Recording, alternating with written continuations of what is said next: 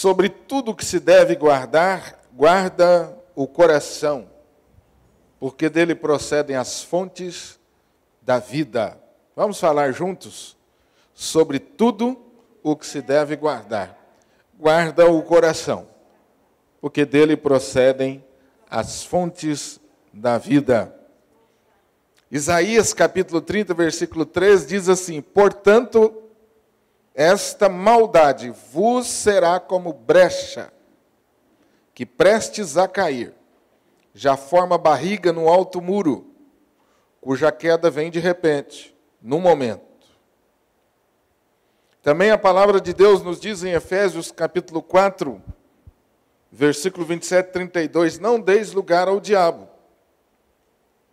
Presta atenção nesse texto, tantos textos que temos lido importantes, olha esse texto. Não deis lugar ao diabo. Antes, sede uns para com os outros benignos, compassivos, perdoando-vos uns aos outros, como também Deus em Cristo vos perdoou. O maior e principal mandamento é amar ao Senhor de todo o coração, de toda a alma e com toda a força. O segundo grande mandamento é amar o seu próximo como você já ama a si mesmo. Parece que a primeira afirmação não é muito difícil nós aceitarmos. Amar a Deus sobre todas as coisas. Mas precisamos lembrar que a efetividade de amar a Deus com tal intensidade que Ele espera de nós está diretamente ligada à prática do amor com o outro. Amar a Deus de todo o coração está diretamente ligado à prática do amor ao próximo. Não há como dissociar. Jesus estabeleceu aqui uma conexão direta. Os discípulos ou as pessoas que cercavam a Jesus perguntavam: mestre, qual é o grande mandamento na lei? E Jesus disse: amarás o Senhor teu Deus de todo o coração, de toda a tua alma e de todo o pensamento. Este é o primeiro grande mandamento, e o segundo é semelhante a este: amarás o teu próximo como a ti mesmo. E Jesus concluiu: desses dois mandamentos dependem toda a lei e os profetas. Amém? Continue ouvindo alguns textos da palavra e refletindo. Nós amamos a Ele, porque Ele nos amou primeiro. Se alguém diz eu amo a Deus e odeia seu irmão, é mentiroso. Pois quem não ama a seu irmão ao qual viu, como pode amar a Deus que não viu? E dele temos este mandamento: que quem ama a Deus, ame também a seu irmão. 1 João capítulo 4, 19.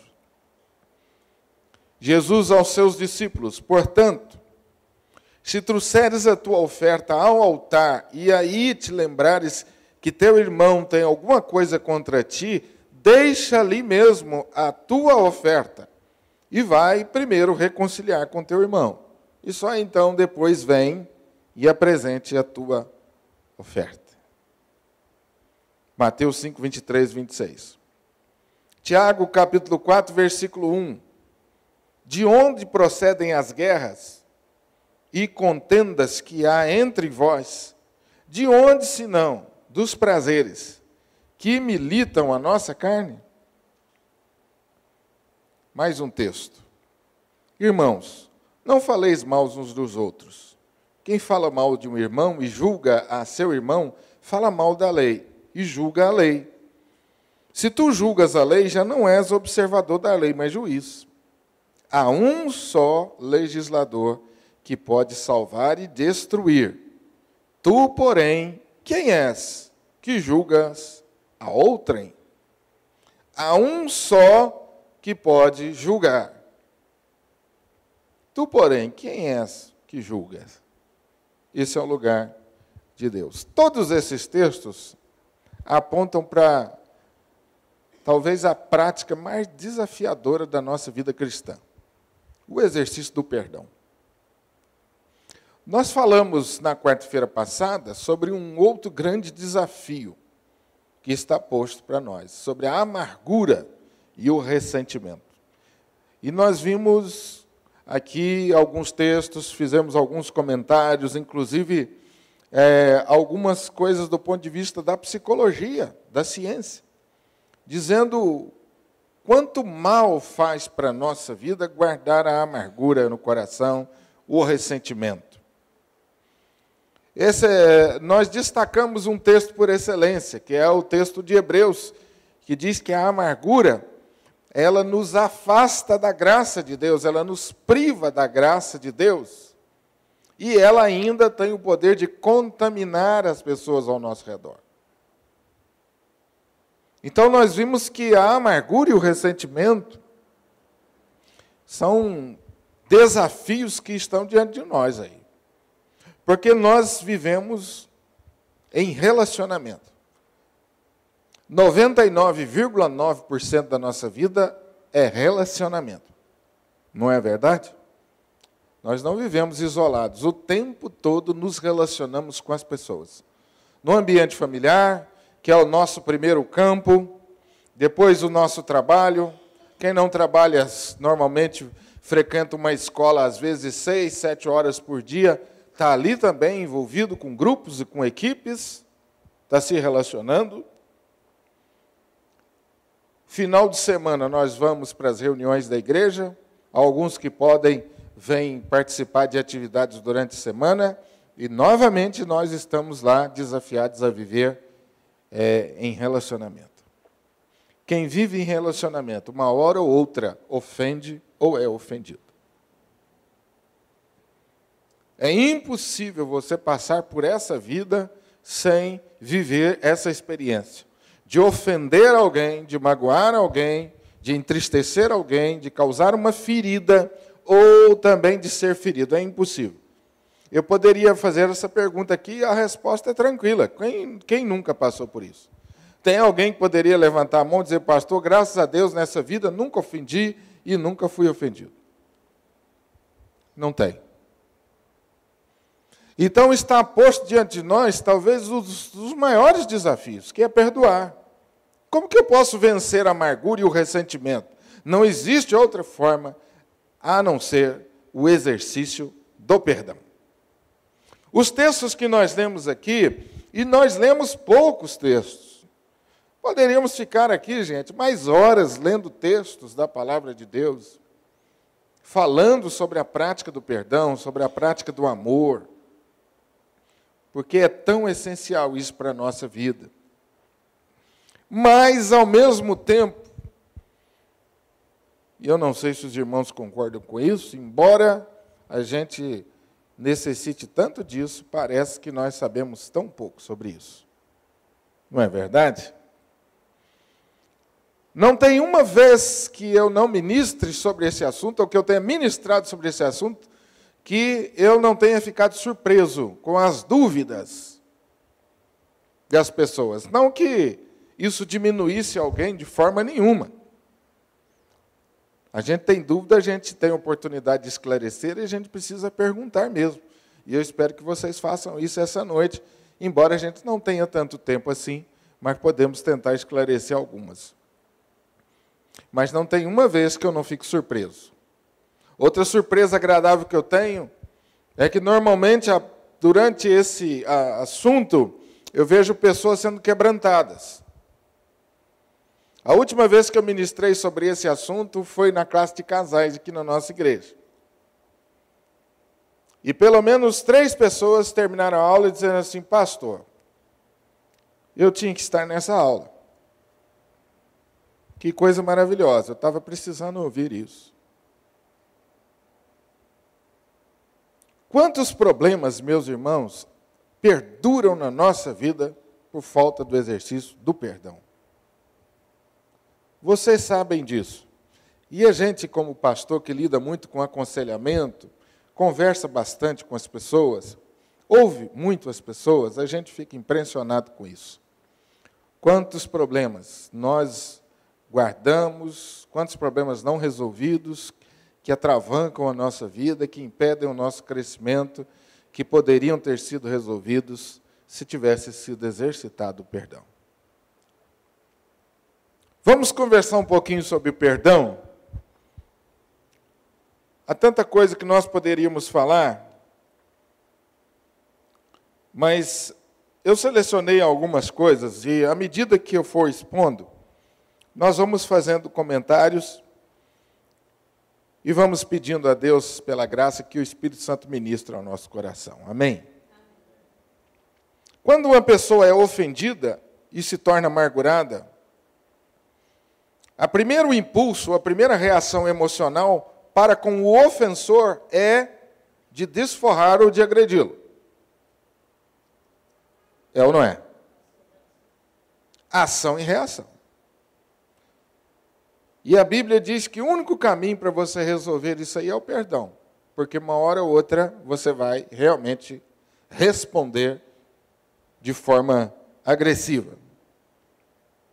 A profunda dor que resulta de uma ferida profunda, muitas vezes produz frustração no indivíduo. E ele até poderá dizer que perdoar e fingir que tudo está bem, quando realmente não está. Quando o ofendido desculpou o ofensor, desistindo dos seus direitos de desforra e retribuindo o erro com amor, ele pode estar confiante de que a dor diminuirá, ao passo que a sua sensibilidade para com o ofensor aumenta. Ela desaparecerá quando a ferida houver sarado. A cura se dá quando a pessoa vê como aquela experiência foi usada por Deus em sua vida e, por conseguinte, ela pode agradecer a Deus pela experiência. Eu vou repetir isso aqui para os irmãos pensarem. Quando você é ofendido, você julga ter o direito de retribuir ou de desforrar aquela ofensa. Você julga ter o direito. Preste atenção na minha palavra. Você julga ter. Mas quando você resolve desistir desse direito que você acha que tem, Deus está começando a curar você dessa ferida causada. Mas a cura dessa ferida é um processo. Ela não aparece e não acontece, na maioria das vezes, de uma hora para outra. Principalmente quando é uma ferida muito profunda. Quando é algo que mexe muito com a gente. E todos nós temos ali alguns pontos que a gente pode chamar de nevrálgicos. Que é um nervo constantemente exposto. Às vezes é uma área na minha vida, na sua área é outra. Mas todos nós temos um nervo exposto ou mais de um. Como alguém costuma dizer assim, pisou no meu calo. Não sei qual que é o seu. Eu tenho profunda dificuldade com rejeição. Profunda dificuldade. Não sei qual que é o seu. Rejeição. Já passou por esse sentimento? Já sofreu isso? Tenho profunda dificuldade. Não sei qual que é o seu, mas eu já sei que esse é um problema. Então, normalmente, eu me preparo quando isso pode acontecer, mas é sempre muito difícil. Qual que é o seu nervo exposto?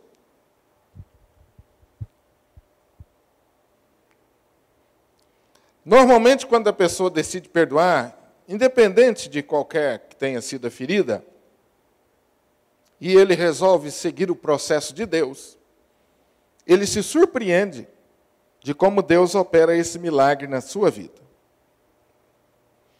Então, normalmente, passado um tempo, a pessoa diz assim, olha, eu pensei que seria bem mais difícil perdoar.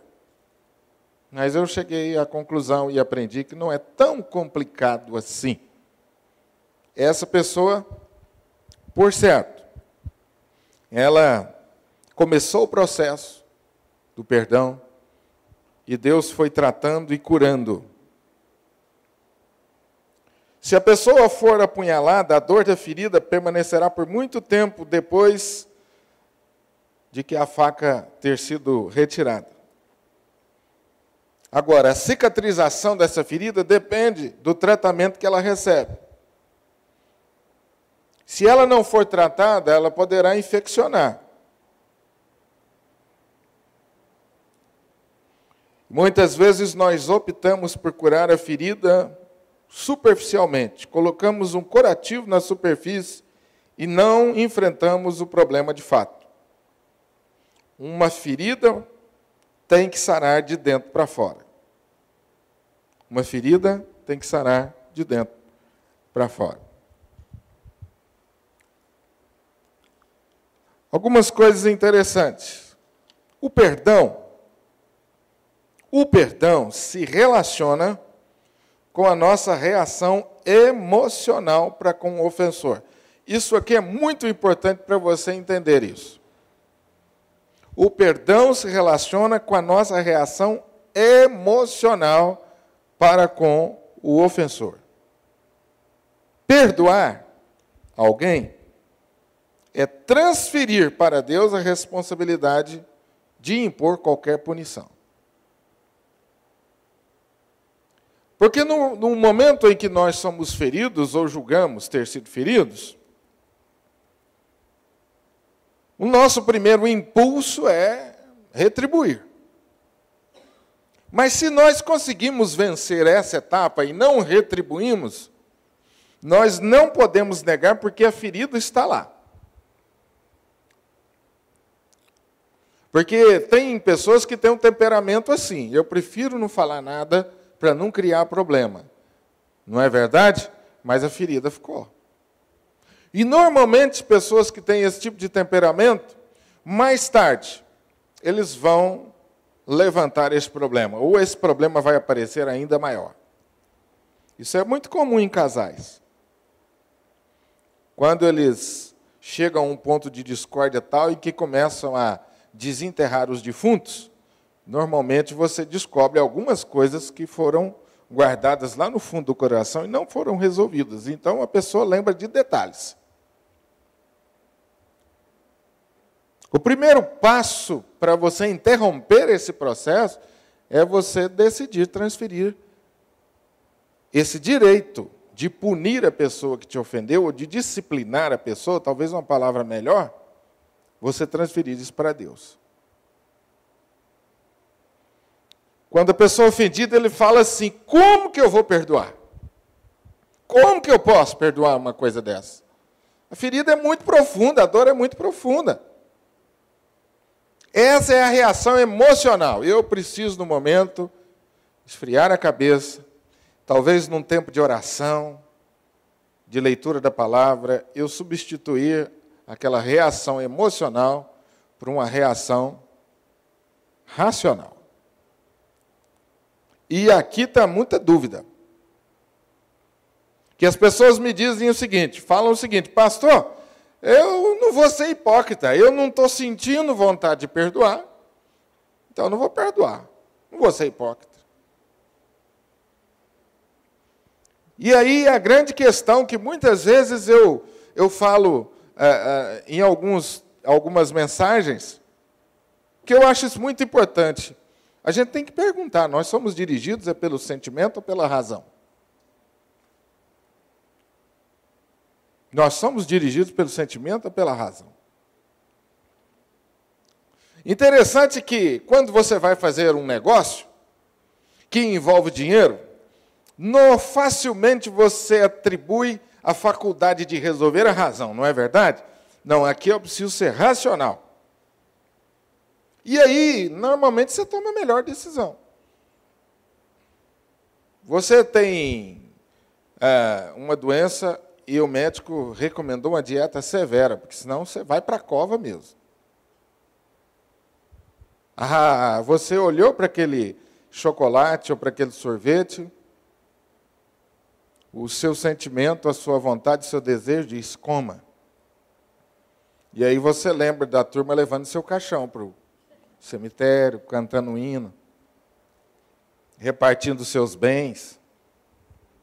Você fala, eu, hein? O médico falou que não pode, que eu vou morrer fazendo isso. Então você não faz. Quem mandou foi a razão, mandou uma mensagem, você obedeceu e você fez bem com isso. E quando se trata do perdão e das nossas relações, muitas vezes a gente não age dessa maneira. A gente deixa as emoções tomarem conta. Por isso é bom que quando houver um conflito, você não tente resolver as coisas na hora do calor. Porque na hora do calor nós falamos coisas terríveis, que depois que a cabeça esfria a gente fala, meu Deus, e agora? E aí você tem que voltar atrás, juntando os cacos e tentando se desculpar, né? Então, quando você chega no momento mais racional, e aí algumas pessoas dizem assim, pastor, mas o perdão, ele é uma coisa espiritual. E é aí que nós nos enganamos. Nós achamos que quando usamos a razão, não estamos sendo espirituais. E nos esquecemos que a nossa mente é uma mente santificada. Amém? A mente foi convertida, gente. O apóstolo Paulo diz que nós temos a mente de quem? De Cristo. Eu entendo, eu penso que esse é um dos grandes problemas nossos, que nós precisamos entender. Que ser racional, nós que estamos em Cristo, é profundamente espiritual. Quando você usa a sua razão, o Espírito Santo de Deus, meus irmãos, ele nos induz a pensar e agir com sabedoria, a pensar nas consequências, a avaliar as consequências. Se esse conflito perdurar, aonde isso vai parar? Aonde vai parar essa disputa de poder? Cada um puxa a corda de um lado. Aonde vai parar isso?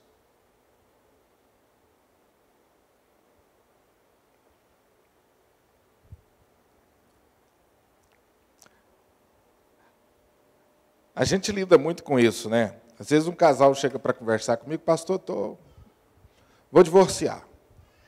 Não dá mais, mulher ou marido, vou divorciar e tal. Eu tive algumas situações assim que depois a gente dá risadas. Na hora é triste. Porque você percebe a dor, a amargura. E eu lembro que um amigo meu, eu falei assim, você é uma pessoa muito inteligente. Então vamos pensar aqui. Coloca no papel aí, você tem uma máquina aí, um papel, vamos pensar quanto vai custar esse divórcio seu.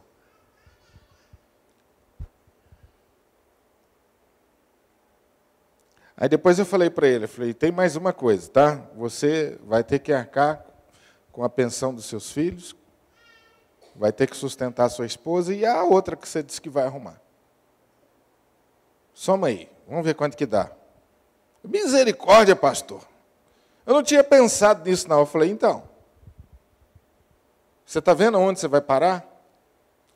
É lógico que ninguém vai ficar num casamento por causa dessa matemática. Mas, pelo menos, você conduz a pessoa a uma atitude mais racional. E eu disse para ele assim, não é mais fácil você resolver as coisas do que formar uma nova família? Vamos pensar racionalmente? Continuamos nessa linha matemática?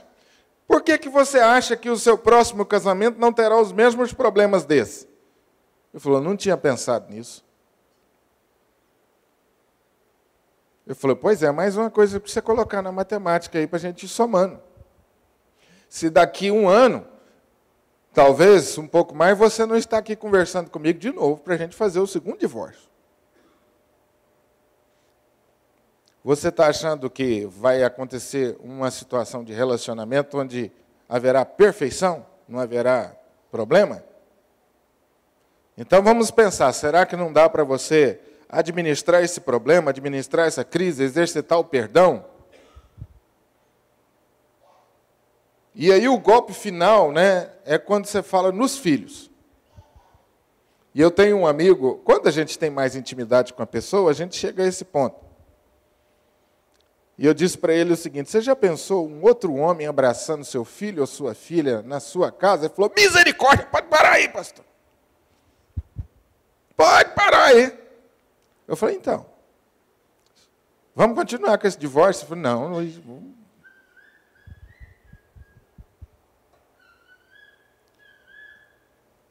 que é isso? É uma atitude racional que é real.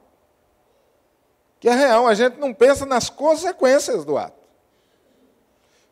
Então, o perdão, meus irmãos, ele é um milagre, mas antes desse milagre acontecer, Deus espera que a gente dê alguns passos. Esse é o tipo do milagre que Deus vai fazer com você. Tem milagre que Deus não vai precisar de você e não vai te chamar para nada. Mas tem milagre que Ele fala assim, meu filho, eu vou esperar você dar alguns passos. Quando você der esses passos, aí eu faço o milagre. Tem alguns milagres que Deus pode não fazer na sua vida, porque o propósito dele não é esse. Mas o perdão é um milagre que Deus sempre vai Olha como é bonito isso. O milagre do perdão é um milagre que Deus sempre vai fazer. Aí você vai falar assim, pastor, eu preciso perdoar. Vou dar os primeiros passos e preciso desse milagre. Será que Deus vai fazer? Eu digo para você, se você der os primeiros passos, pode ter certeza que Deus vai fazer. Não, mas isso não estiver na soberania de Deus. Não, Ele falou que vai fazer. Esse é o milagre que Deus quer fazer toda hora, todo minuto na nossa vida. Mas é milagre.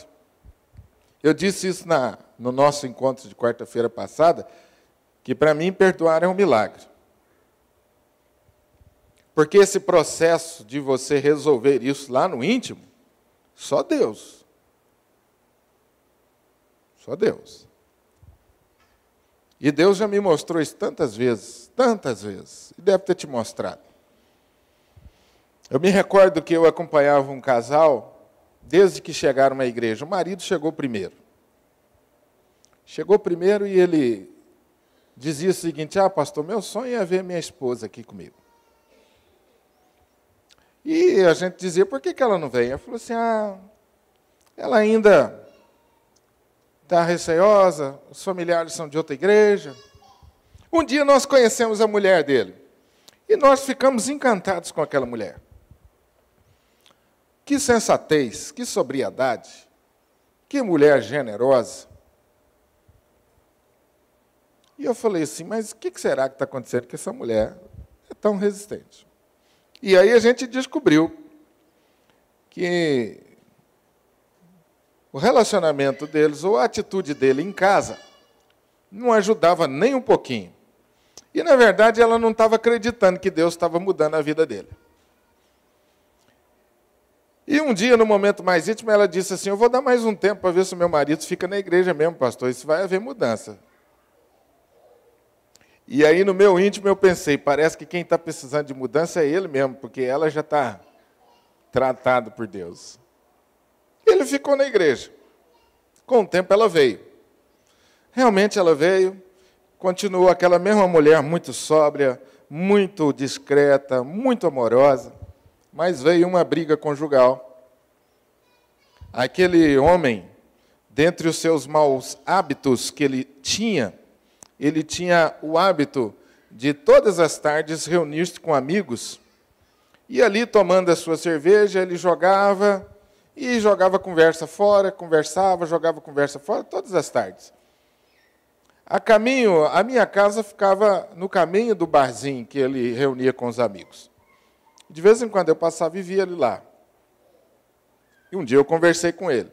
Ele falou, pastor, eu já cortei a bebida na minha vida. O senhor acha que eu encontrar com os meus amigos? Eu falei, não, você não está errado você ter amigos, mas tome cuidado. O que esses amigos falam, o que esses amigos conversam, toma cuidado. E o fato é que um dos amigos trouxe no coração dele, conseguiu plantar no coração dele a dúvida sobre a esposa, sobre a conduta da esposa. E aquilo entrou na alma dele. E ele chegou em casa num dia inflamado com aquilo, brigou com a esposa, brigou tanto que ele agrediu ela fisicamente, desferiu golpes no rosto dela, que desfigurou ela, e ela teve que correr para o hospital e ele preso. E eu pensei comigo, acabou, foi tudo por água abaixo. E a conversa entre nós é o seguinte, falou assim, olha, não tem mais jeito. Não tem jeito. Acabou. E nós vamos dar razão para ela, porque ele passou dos limites. Essa mulher não vai se recuperar. Mas o tempo passou um pouco, as feridas externas acabaram, e nós arriscamos convidá-los para o encontro de casal. E, para nossa surpresa, ela aceitou. E naquele dia houve uma reconciliação. Ela perdoou ele. E eu vou dizer para os irmãos, eu fiquei boquiaberto com o que Deus fez na vida daquela mulher, com a capacidade dela de perdoar. Porque além do efeito moral, além do efeito físico, melhor dizendo, teve um efeito moral. Porque o marido duvidou da integridade dela, coisa que ninguém fazia. Ninguém. Inclusive, nós falamos com ele, falei assim, de onde você tirou isso? Da onde você tirou isso? E ele reconheceu, falou, pastor, eles foram falando na minha cabeça, falando. Eu falei, é o diabo mesmo, né? Então, eu estou citando um caso que eu vivi, que eu pensei assim, olha, não dá não. O ser humano não é capaz de fazer isso não. Perdoar um negócio desse jeito. Eu não contei todos os detalhes para vocês. É para vocês terem uma ideia. Passou-se o tempo, aquele homem ficou doente, e quem cuidou dele foi a mulher. Cuidou como ninguém. Que coisa.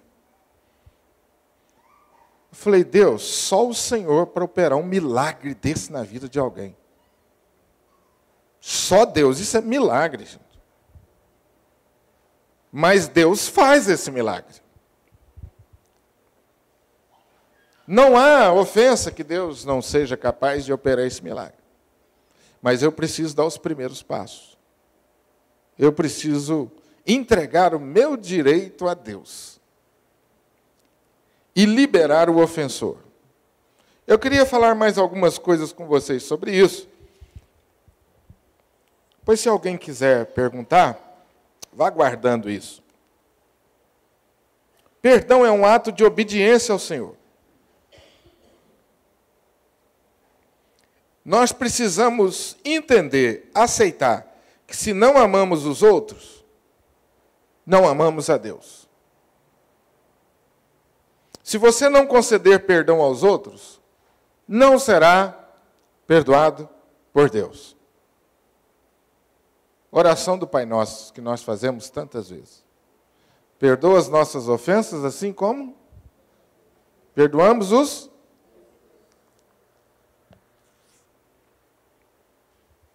Nós falamos tantas vezes isso, inclusive em reuniões da igreja, orando o Pai Nosso, fervorosamente, nós mesmos. Pai, me perdoa assim como eu perdoo o meu irmão. Imagine só. Então, perdão é um ato de obediência. Quando você perdoa, você demonstra obediência à palavra de Deus e amor. Quando você perdoa aos outros, você mostra sua gratidão para com Deus. E pelo perdão que Ele ofereceu a você em Cristo Jesus. Quando você concede perdão, você está repetindo aquilo que Deus fez com você. E você manifesta gratidão. Segundo princípio.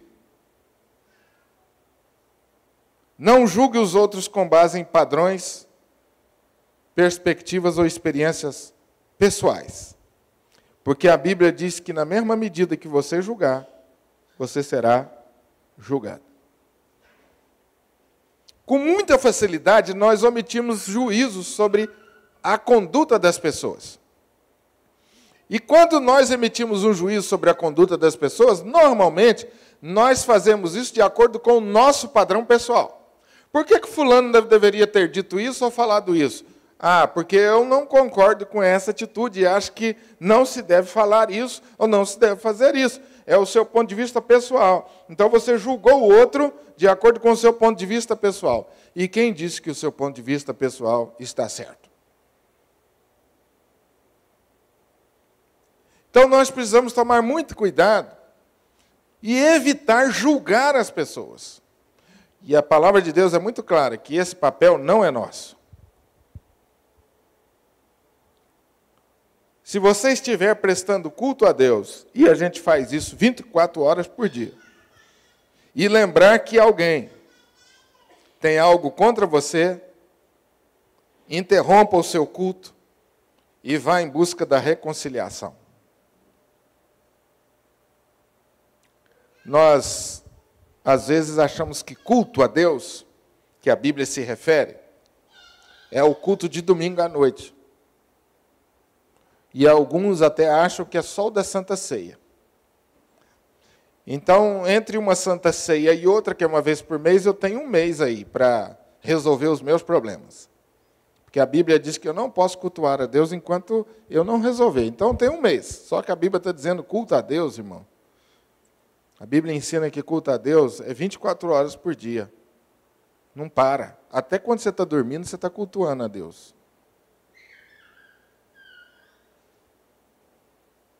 Então, o perdão passa a ser uma coisa essencial, prioritária na minha vida. Coisa que, às vezes, nós não colocamos no seu devido lugar. Não, depois a gente resolve isso. Nós que estamos à frente da liderança da igreja, muitas vezes nós somos muito provados com isso. Porque você, além de estar prestando culto a Deus, você está conduzindo as pessoas. Você se coloca numa posição de referência. Tem que tomar muito cuidado com isso. Essa é uma responsabilidade do líder que é muito pesada, muito difícil. Evite o máximo assumir essa posição sem ter as coisas resolvidas com os outros. É lógico que não existe ninguém 100%. Uma vez uma pessoa disse, pastor, eu não resolvi com fulano, e tem um culto para dirigir, o que eu faço? Deixo o culto? Eu falei assim, aí você vai cometer 2 erros. Um, de estar com um problema não resolvido, o segundo, de irresponsabilidade. 2 erros. Então, você vai, faz o culto, e depois você vai lá resolver o problema. Que tem gente que é assim, eu não sei se o Júlio já enfrentou isso, Jaqueline, Alisson, que lida com louvor, às vezes a pessoa chegou, Júlio, hoje não vou cantar, não. Já viu isso? Você fala assim, meu irmão, por que você não vai cantar no louvor, no coral? Não, porque eu tenho um problema não resolvido. Então resolve. Não, mas, não, resolve. Não deixa de cantar, não. Não deixa de pregar, não deixa de falar. Mas resolve. O que Deus quer, acima de tudo, é a decisão do nosso coração. Às vezes a gente age com um pouco de rigor com essa coisa, além da medida. Mas é muito importante que o líder tenha essa noção. E algumas vezes você tem que pedir perdão publicamente. A gente como líder, porque às vezes a gente ofende as pessoas publicamente. Esse é um problema sério na vida do líder. Já enfrentaram isso, alguém? De cometer uma gafe esse público? Já, Alisson? A gente que fala muito, já, Júlio? Quem aqui já? Já, Belô? Você que faz muita palestra, Daniel, os irmãos já enfrentaram? Eu lembro uma vez no meu ministério que eu estava falando sobre dízimo e começando uma campanha financeira na igreja para um projeto. E aí uma senhora levantou e falou assim, eu entro nessa campanha financeira se a igreja arrumar um emprego para o meu filho.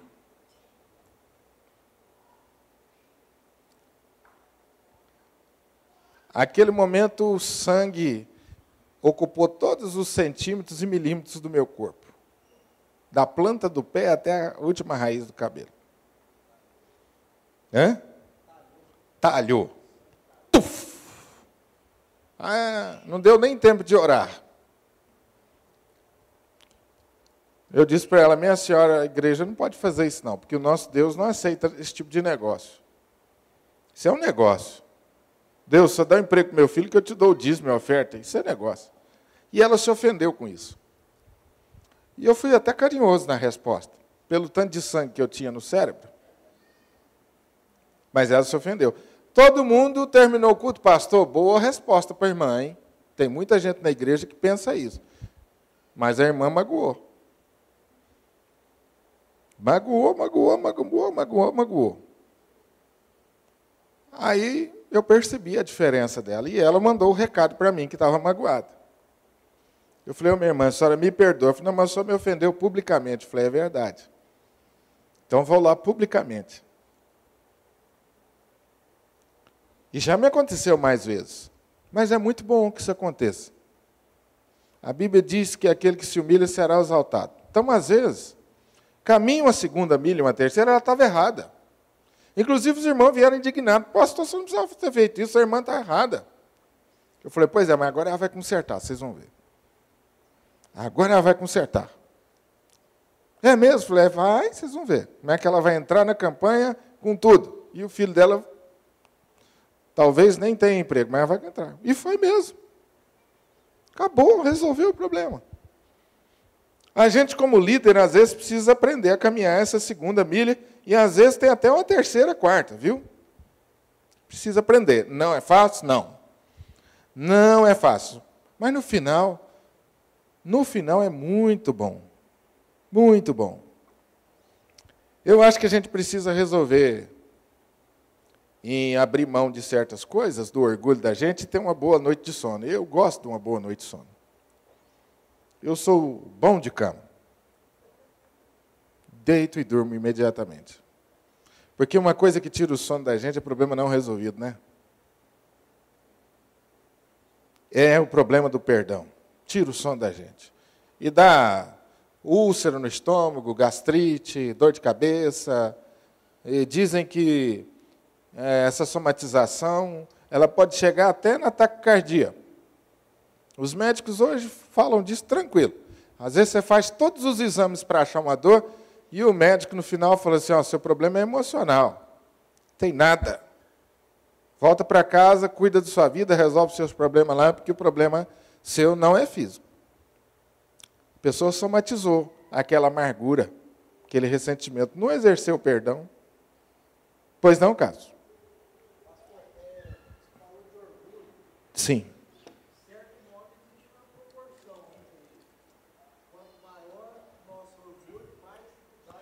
Quanto maior o orgulho, mais dificuldade para perdoar. Porque quanto mais humilde também, em contrapartida, for o coração, mais facilidade a gente vai ter para perdoar, né, pastor? Mas eu acho que humildade é um conceito muito mal entendido. A humildade no padrão bíblico, ela não é humilhante. Mas parece.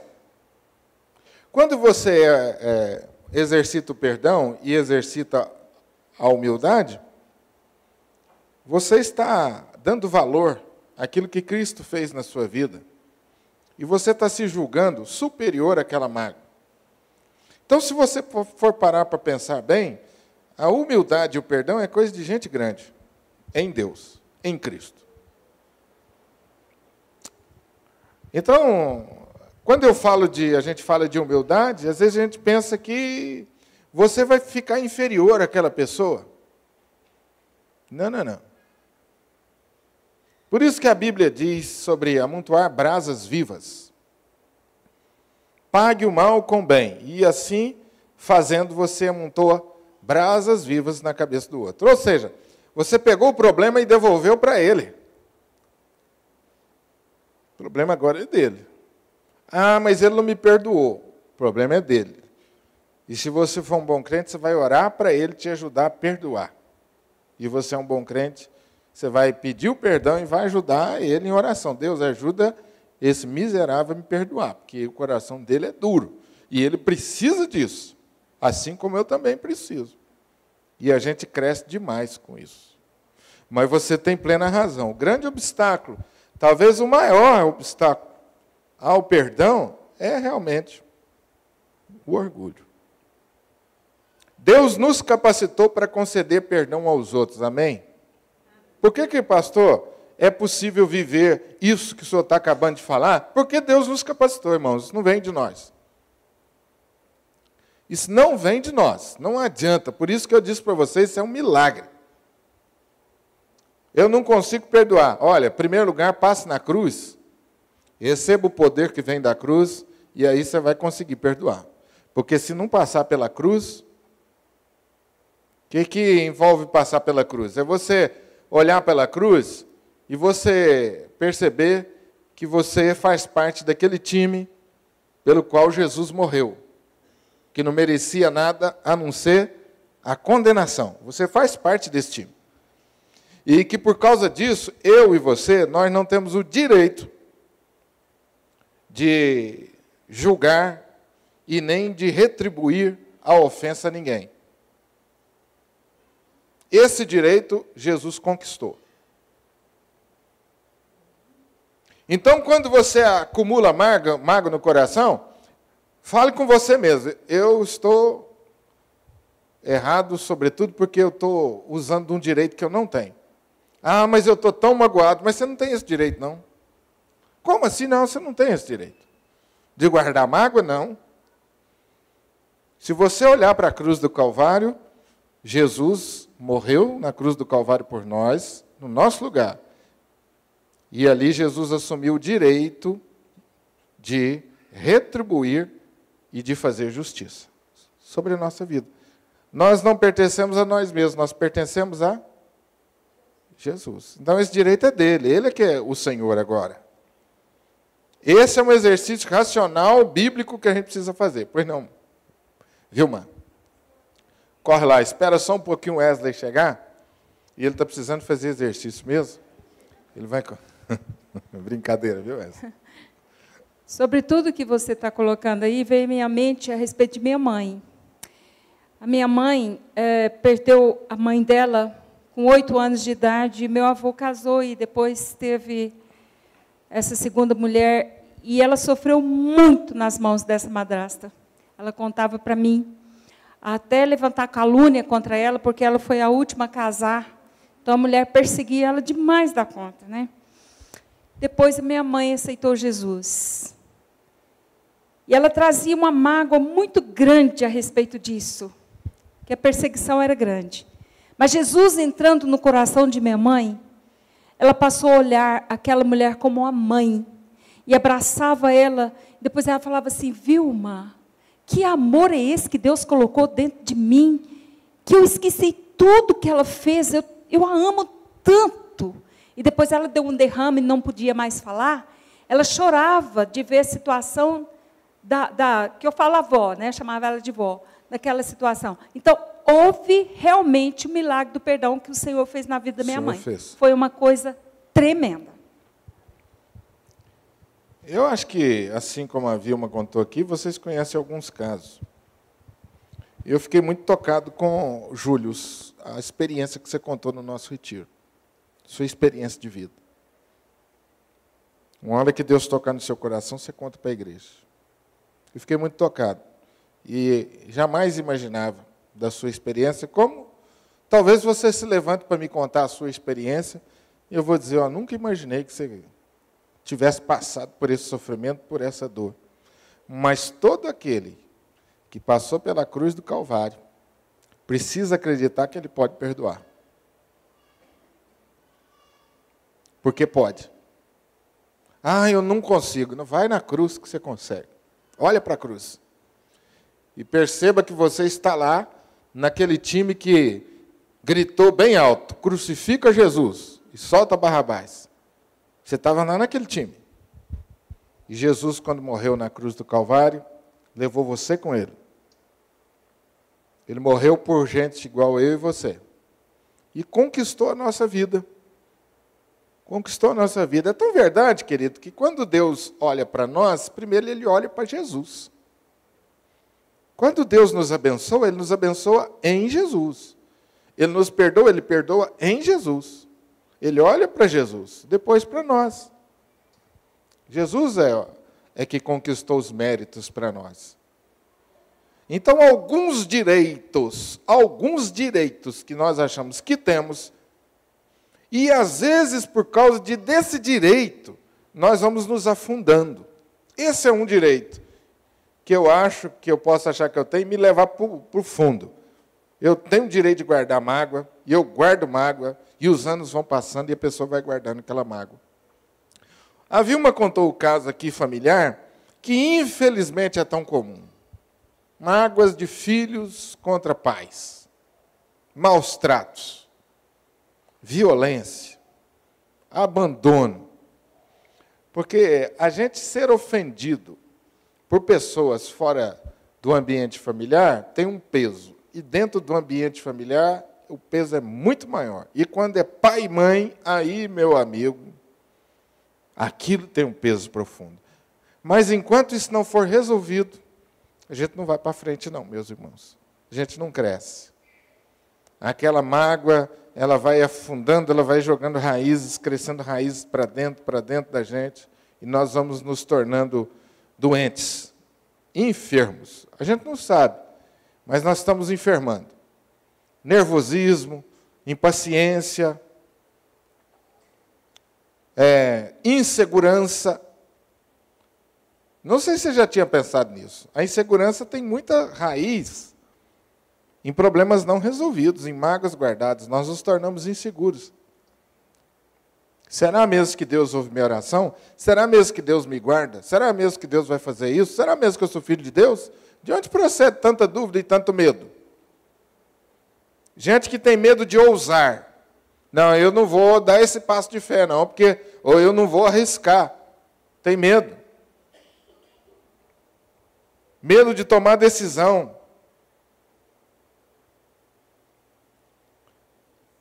Quando nós estudamos sobre perdão na Bíblia, há basicamente 4 palavras que aparecem no Novo Testamento. A primeira palavra é apiemi, significa deixar ir. Esse termo é usado 145 vezes no Novo Testamento. Quando você perdoa, você deixa a pessoa prosseguir. Quando você não perdoa, você amarra a pessoa. A palavra apesis, usada 17 vezes, significa despedida. A palavra carizomai significa ser gracioso. Essa palavra aparece 22 vezes no Novo Testamento. É usada tanto para o perdão se referindo ao perdão divino, quanto ao perdão humano. Então, perdoar é um ato da graça, ser gracioso. Apoluo significa soltar, deixar ir. Também é traduzido por divorciar-se. Então, quando você perdoa, você deixa a pessoa ir, você é gracioso, você perdoa com base na graça de Deus, e você libera a pessoa para prosseguir a sua vida. Perdoar é deixar livre, soltar, libertar, despedir, mandar embora. É atribuir um favor incondicional àquele que feriu. É você atribuir um favor sem nenhuma condição àquele que te feriu. É não levar em conta o mal causado. É você decidir não guardar a mágoa. O perdão dos pecados é uma prerrogativa divina. Jesus recebeu o poder de perdoar. Um perdão pleno, gratuito e eterno é oferecido a todos quantos se arrependem e creem no Evangelho. De modo que nós, como cristãos, devemos perdoar aqueles que nos ofendem de modo imediato, abundante e definitivo. Porque esse ato de perdoar deve ser um ato de imitação ao ato de Deus. Amém? Vamos caminhar aqui para a conclusão. Eu já disse para os irmãos que perdoar é humano e divino. Origina-se na sua decisão. E o milagre é de competência de Deus. Ele que restaura a alma. Ele é que restaura as emoções. Ele é que restaura o amor próprio. Ele é que modifica o seu senso de justiça. É Ele que quebra o laço e te liberta da amargura. É Ele que produz cura no nosso inconsciente. O que a Vilma trouxe para a gente aqui como uma experiência, né? Que a pessoa diz, parece que eu esqueci tudo que foi feito. É Deus que curou isso. A pessoa se lembra, mas ele se lembra de outra forma, porque Deus agiu no inconsciente e no subconsciente, porque só Deus pode acessar isso. Amém? Coisa maravilhosa, né? Esse milagre que Deus acontece. Quando não perdoamos, nos tornamos prisioneiros do passado e perdemos a capacidade de viver o presente. Quem não perdoa é prisioneiro das pessoas do passado. Quem não perdoa torna-se prisioneiro das mágoas. Quem não perdoa é atormentado por demônios. Mateus 18, versículo 4, mostra que o mau servo foi lançado na prisão e foi atormentado por verdugos. Quando não perdoamos, cria-se uma brecha, aonde o inimigo vai gradativamente entrando na nossa vida. E ele nos perturba. É muito sério, gente, o perdão. Concluindo, há um poder extraordinário no perdão que nos torna livres em Deus. Livres do passado, livres dos instrumentos de feridas, livre das mágoas e nos faz libertadores, assim como Cristo fez. Nesse sentido, é correto dizer que errar é humano e perdoar é divino. Amém? Alguma colaboração que os irmãos gostariam de fazer?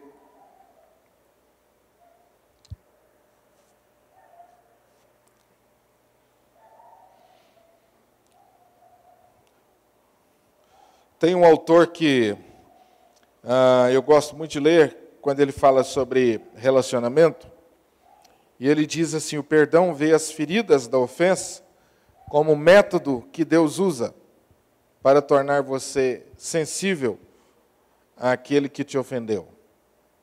Já pararam para pensar nisso? A pessoa que te ofendeu, ela está demonstrando uma fraqueza, ela está demonstrando uma área de carência. Talvez ela está te ofendendo para se defender.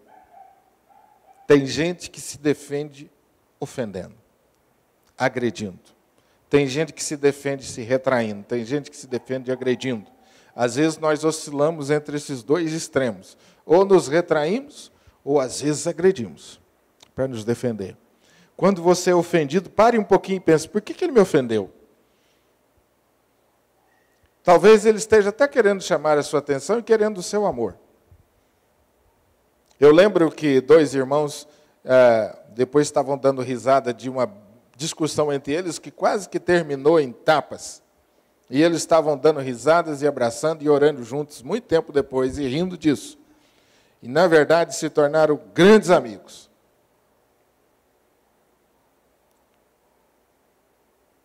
E os dois queriam ser amigos há muito tempo, mas, em vez disso, se alfinetavam.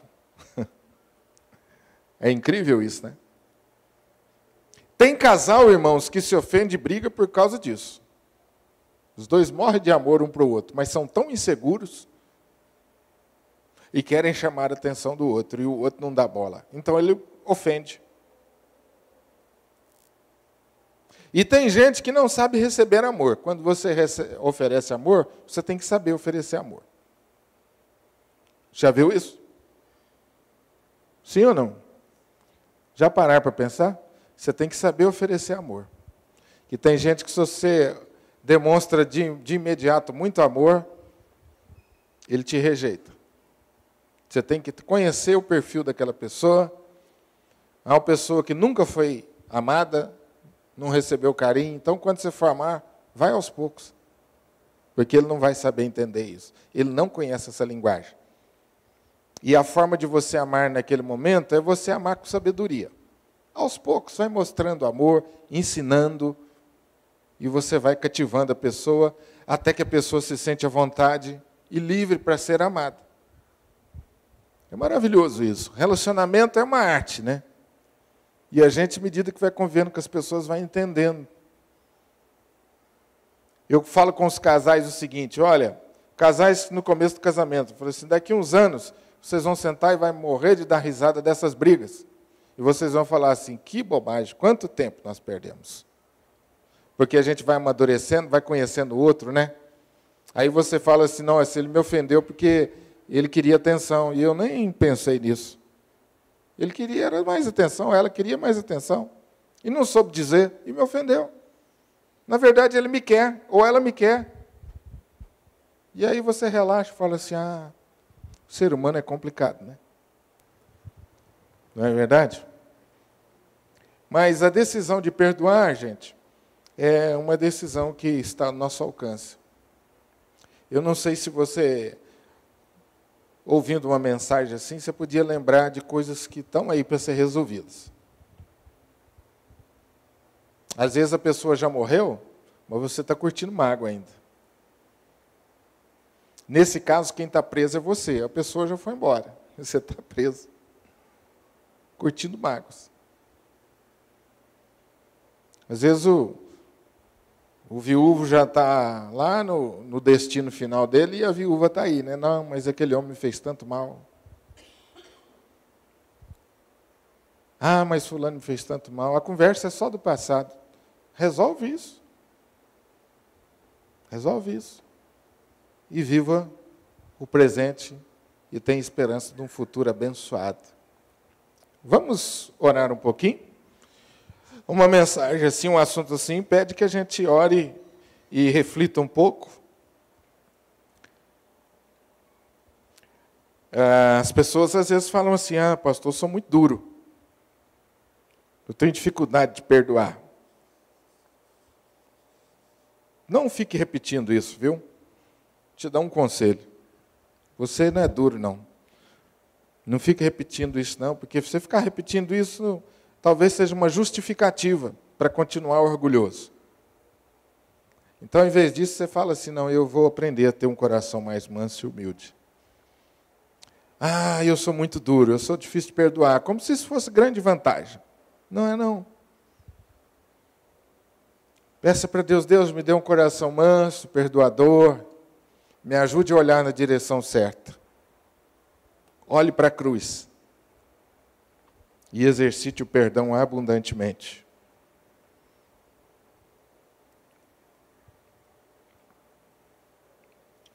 Mire-se no exemplo de Jesus, que perdoa você, que me perdoa todos os dias.